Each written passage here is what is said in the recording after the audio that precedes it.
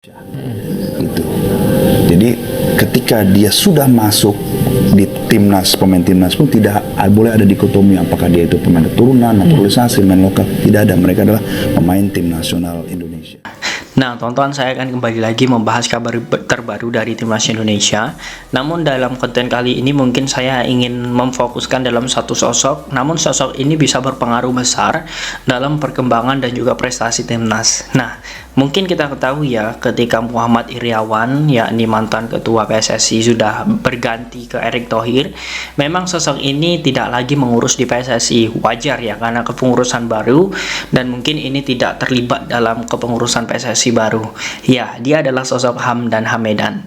Nah, Bapak Hamdan Hamedan ini ternyata ya, saya melihatnya dari beberapa media dan juga banyak sekali media yang mengatakan, dan ternyata benar saja setelah saya telisik, Bapak Hamdan Hamedan ini sekarang diangkat di Kemenpora yang bertugas di bagian diaspora yang mengurus baik itu cabang sepak bola, bulu tangkis, kemudian voli, basket dan sebagainya, yang menaungi beberapa pemain atau potensi pemain-pemain keturunan atau pemain-pemain asing yang ingin membela Indonesia, kemudian di seleksi, kemudian di tes, uji tes dan sebagainya, kemudian harus bisa mengikuti proses naturalisasi atau sumpah WNI. Nah, ini yang sangat menarik teman-teman. Mengapa demikian? Saya membahas ini karena saya tertarik untuk mengangkat konten bagaimana perkembangan pemain keturunan di Indonesia dan juga prestasi timnas Indonesia terkhusus di sepak bola, dan ini akan mengangkat bagaimana proses pesatnya perkembangan sepak bola. Oke. Dengan adanya sosok Hamdan Hamedan, ya, ini sebenarnya konten ini sudah saya sudah saya pikirkan untuk saya buat di beberapa minggu sebelumnya, namun saya belum mendapatkan pencerahan mengenai apakah Bapak Hamdan Hamedan ini masih bertugas di PSSI. Nah, ini akan menjadi hal yang bagus karena kita ketahui Menpora saat ini adalah bidang olahraga di Indonesia, dan saat ini Hamdan Hamedan memegang di kursi tersebut, bukan di PSSI. Artinya dia punya hak atau wewenang di atas PSSI. Nah, jadi kita ketahui ketua PSSI kemudian dan struktur PSSI bisa melihat dan mendengar bagaimana rekomendasi dari Bapak Hamdan Hamedan, bukan dari ketua PSSI kemudian menjelaskan kepada Bapak Hamdan Hamedan. Nah, ini poin yang sangat bagusnya. Oke. Mengapa diaspora internasional ini sangat penting? Nah, ini sangat yang akan saya bahas. Diaspora internasional itu seperti yang sudah saya jelaskan tadi, dia memiliki tugas untuk menyusun, kemudian mengawasi dan juga mempertimbangkan apakah pemain-pemain yang direkomendasikan PSSI ini bisa untuk segera diproses naturalisasinya. Nah, dengan adanya ini menurut saya dalam 2-3 tahun ke depan Indonesia akan memiliki potensi skuad yang merata dan juga bagus. Bukan berarti, dalam tanda kutip ya, ini bukan berarti meninggalkan bagaimana akademi-akademi yang ada di liga-liga nasional. Tentu PSSI masih memiliki PR. Jika memang PSSI ingin menjalankan roadmap atau visinya sebagai induk sepak bola nasional terbesar, tentu Liga U10 ya, kemudian U15, kemudian U19, U23 itu harus dijalankan agar pemain-pemain lokal ini mendapatkan support dan juga memiliki regenerasi yang sangat bagus untuk prestasi timnas. Itu harus dijalankan. Namun diaspora internasional ini memiliki tugas tersendiri. Nah, diaspora internasional ini nantinya akan men-scouting atau mencari bakat ya dari pemain-pemain muda yang ada di luar negeri yang memiliki potensi untuk membela Indonesia. Mengapa demikian? Diaspora internasional ini pentingnya jika pemain yang masih di bawah U21 atau di bawah 21 tahun, mereka yang tidak terikat dengan federasi seperti contoh Elkan Bagot ataupun Sirus Margono, dia tidak perlu lagi proses naturalisasi yang sangat lama. Nah, dengan adanya diaspora ini nantinya akan bisa dibilang akan menjembatani ya sebagai pihak perantara pemain-pemain keturunan ini agar cepat membela timnas Indonesia.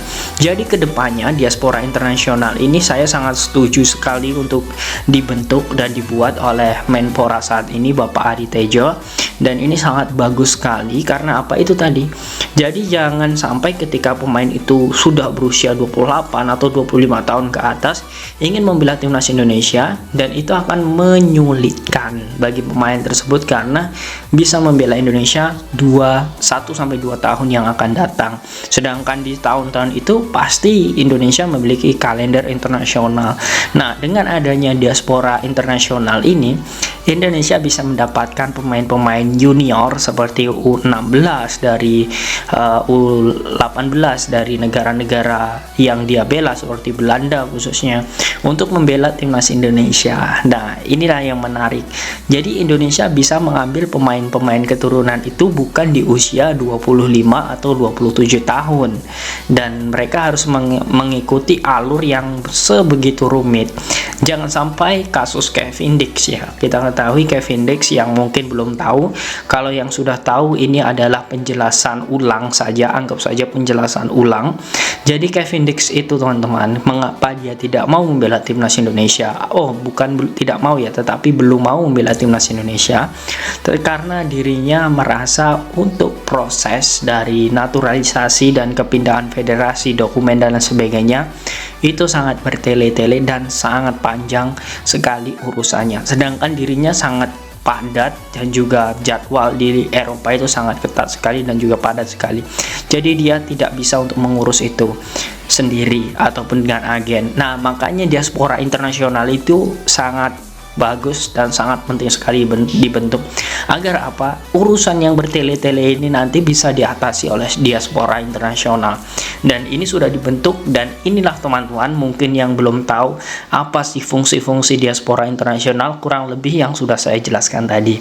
Nah, maka dari itu ketika sudah dibentuk diaspora internasional, saya yakin sekali, bahkan 100% yakin sekali, untuk ke depan tidak ada lagi negosiasi seperti alotnya Justin Hubner, kemudian sulitnya untuk mendapatkan sosok Kevin Dix. Nah, itu menurut saya tidak ada lagi. Karena apa? Dari usia mereka yang mungkin saat ini sudah usia 15 tahun, mereka sudah dijajaki oleh diaspora internasional. Nah, ini yang pentingnya, penjajakan usia-usia muda. Sebenarnya diaspora internasional ini sudah juga dimiliki oleh federasi-federasi di sepak bola Asia seperti China, kemudian Jepang, kemudian ada lagi Korea Selatan, kemudian ada lagi yang saat ini menerapkan yakni Iran. Nah, 4 negara ini sekarang sedang menerapkan pola diaspora internasional. Kita ketahui seperti Jepang ataupun China, ya banyak sekali. Kalian bisa lihat sekarang dan cek di skuad timnas Jepang ataupun China, itu pasti ada pemain-pemain keturunan atau pemain naturalisasinya. Baik bukan hanya di sepak bola, tetapi di futsal, kemudian di voli, kemudian di basket. Ya karena itu untuk menunjang prestasi itu memang jika pemain keturunan ada, mengapa tidak, dan memang memiliki potensi untuk membela suatu negara, mengapa tidak. Nah, ini yang sangat bagus teman-teman. Indonesia saat ini memiliki, dan kita akan melihat bagaimana proses dan juga progres dari diaspora internasional. Nah, ini yang sangat penting. Oke, kemudian yang selanjutnya yang saya ingin bahas adalah ketika sudah memiliki diaspora internasional, apakah prestasi timnas itu langsung akan meningkat? Tentu jawabannya belum. Mengapa saya bilang demikian? Ini juga harus ada penyaringan. Penyaringan ini dalam artian bagaimana pemain-pemain ini, ya pemain-pemain yang memiliki potensi untuk membela timnas kemudian sudah membela timnas, itu tidak boleh ya teman-teman, dalam artian yang di usia ya misal 34 tahun, kemudian 36 tahun. Nah, mungkin bisa saja untuk membela timnas di usia tersebut, tapi jika semuanya mengandalkan hal tersebut, tentu ini akan merugikan menurut saya. Karena apa? Pemain lokal ya itu juga memiliki potensi, dan pemain-pemain keturunan ini ya seperti yang sudah saya jelaskan tadi, ini hanyalah pemain yang memang nantinya membela timnas Indonesia, memiliki kontribusi bersama Indonesia, dan mengajarkan pengalaman-pengalamannya kepada pemain lokal. Nah, ini adalah poin pentingnya. Jadi, diaspora internasional ini sangat perlu untuk didirikan atau ditegakkan, dan juga nanti Bapak Hamdan Hamedan ini membuat sebuah kelompok yang memang isinya ini adalah tim dari diaspora internasional yang bisa menyebar ke seluruh negara-negara yang dituju yang memiliki potensi pemain-pemain keturunan yang sangat banyak. Nah, ini menurut saya sangat bagus dan ini dilanjutkan karena apa? Ketika kita sudah merasakan bagaimana dampak dari diaspora internasional, kita akan berterima kasih kepada sosok yang memang memiliki ide pertama. Nah, ini yang sangat bagus. Saya yakin Erick Thohir memiliki roadmap yang sangat bagus. Kemudian Shin Tae-yong kita ketahui sudah membangun pondasi yang sangat bagus. Kemudian kita ketahui bahkan sosok Hamdan Hamedan juga sudah mengatakan dia pun rela tidak dibayar. Ini adalah sebagai kontribusinya sebagai anak bangsa terhadap negara. Nah, ini akan menjadi hal bagus ya ketika semua orang bekerja dengan ikhlas, dengan hati demi prestasi dan juga sepak bola nasional. Nah, bagaimana menurut kalian teman-teman? Apakah kalian yakin dengan adanya diaspora internasional ini, pemain-pemain keturunan nanti akan lebih banyak membela timnas Indonesia tanpa ya dalam kutip tanpa meninggalkan bakat-bakat pemain lokal? Nah, silahkan kalian tulis di kolom komentar mengenai pendapat kalian tentang diaspora ini.